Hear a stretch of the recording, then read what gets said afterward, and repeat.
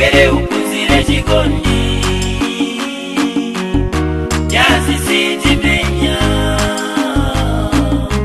akalakwisa ndimapuzita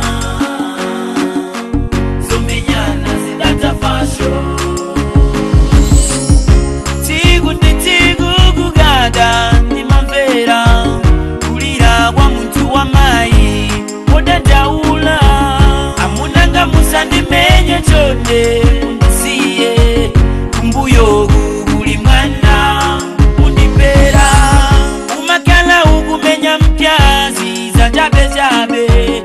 ulibe ndi mzeru zomwe ndiwe opusa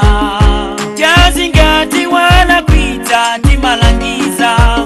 iyeyu wali ngati mwana timukonde were upunzire chikondi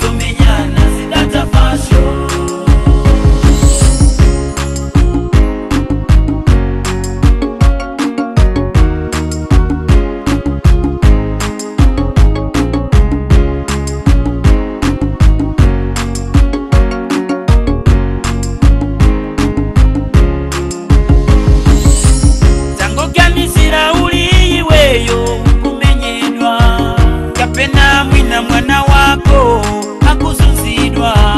kapena mwina mai yako wakumenyedwa kodi ungachitebwa sindiyanga masiku anokunja kunaopya kuli matenda opanda mankhwala kodi